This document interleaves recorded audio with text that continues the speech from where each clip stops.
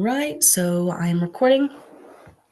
My name is Lexi Graham, and this is video 4 in the 4-part video series of Gold Standards for COPD Exacerbation. And in this video, we're going to be talking about rehabilitation, education, and self-management for COPDers.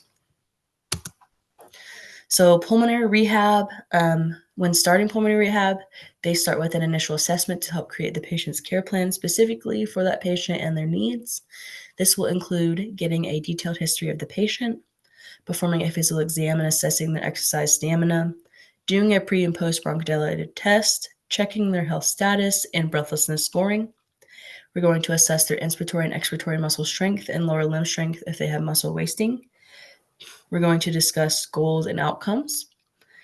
This is just a pulmonary rehab components list. So for this, we're going to be, getting, what education they know about their disease process, how is their exercise and how much are they moving every day, are they very breathless, what support do they have at home, what is their nutrition like, and then what are their goals coming out of pulmonary rehab after they are done with it. So the post-assessment for pulmonary rehab. So after being assessed, the patient will be given an exercise plan to follow. These exercises are highly recommended to be monitored at least 2 times weekly. In order to gain any benefits or see results from pulmonary rehab, it is recommended that the program lasts 6 to 8 weeks. The exercise aspect can include interval and endurance training, resistance and strength training, walking exercise, flexibility training, and inspiratory muscle training. And then this is just a little picture of what pulmonary rehab might look like. The respiratory therapist goes around, monitors everybody, make sure that they are doing well. And if they need oxygen, they can also have oxygen while doing this pulmonary rehab. So benefits. So why are we doing pulmonary rehab and what can you gain? So you can gain an increased exercise endurance, education needed to maintain their disease process. It can reduce anxiety and depression because a lot of people with COPD are not the happiest. Instill confidence and improve everyday activities. And then most importantly, we're going to improve the quality of life and maybe even the longevity of their life. This is the overall goal. You just want to be a happier person than you were when you left the pulmonary rehab. So symptoms and what are we going to monitor? So first, we're going to start with the COPD risk factors. So obviously the risk factors are the smoking, if they smoke, indoor and outdoor pollution, like we talked about in the last videos, history of childhood respiratory infections, genetic differences, asthma, older age, reduced access to healthcare, and then structural differences within the lungs. So what symptoms are we going to monitor? You're going to monitor how your breathlessness, speed and production, cough, fatigue. Are you sleeping? Do you have insomnia, wheezing and chest tightness? And then you're going to want to avoid any of the triggers that we have just talked about with the COPD risk factors. Methods to avoid exacerbation. So how can we avoid having to be admitted to the hospital? So smoking cessation is a good way to start, especially for those who smoke. Pulmonary rehab, lung volume reduction surgery, vitamin D, shielding measures like wearing masks, minimizing contact with others, and hand hygiene. So you can treat exacerbations with some systemic steroids, antibiotics, if the patient has 2 of the 3 cardinal symptoms, which would be increased sputum purulence, increased sputum volume, and increased dyspnea. And then the SABAs, the short-acting beta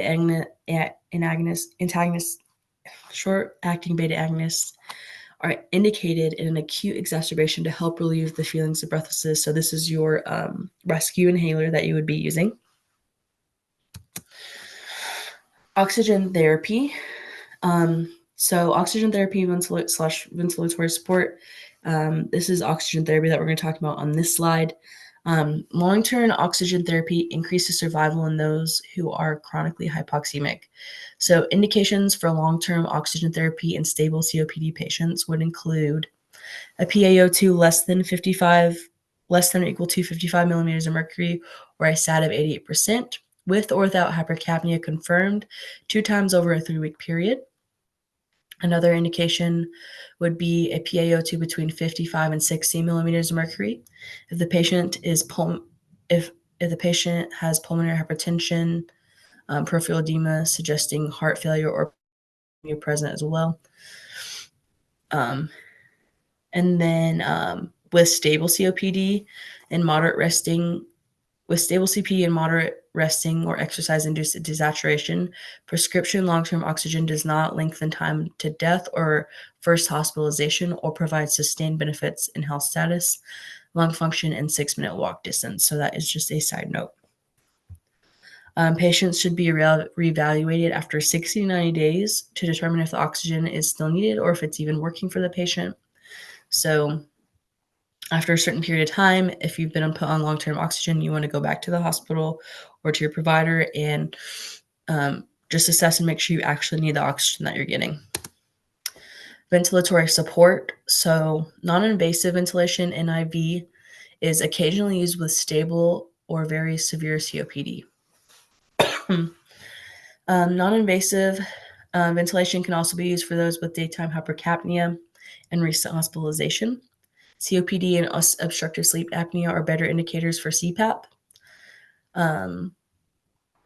NPPV, non-invasive positive pressure ventilation, is the gold standard of care for decreasing morbidity and mortality in patients hospitalized with an exacerbation of COPD or acute respiratory failure. So if you come into the hospital with an acute exacerbation or you're in respiratory failure, we're going to put you on that BiPAP to make sure we're getting out all that excess CO2 that does not need to be there.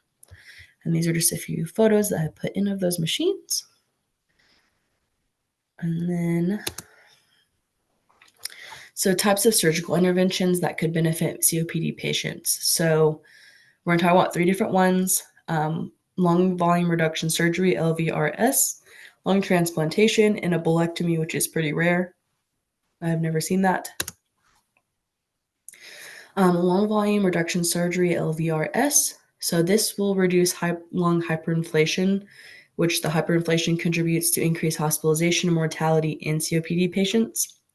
With LVRS, the most emphysematic parts of the lung are resected and helps increase the elastic recoil and density in the lungs. These structural changes can overall improve the patient's respiratory muscle and cardiac mechanics, as well as improve airflow and chest wall movement. LVRS has shown to prolong survival compared to medical therapy in a very small group of COPD patients, mainly upper lobe emphysema and low exercise capacity. And this is just a little picture. This is just us taking those emphysematic pieces of the lungs out, hopefully improving the patient's overall health. So you can also get a lung transplant. It's exactly what it sounds like. So COPD patients should be considered for lung transplants when they have progressive disease, despite maximal medical treatment, and are not candidates for LVRS. Lung transplants have shown a survival benefit with a 2-year benefit in about every 2 to 5 of those who have had the transplant. A bolectomy would be another form of treatment. So bolectomy are rare but effective procedures for surgical resection of a bullae that occupies over 1/3 of a hemithorax and compresses adjacent viable lung tissue.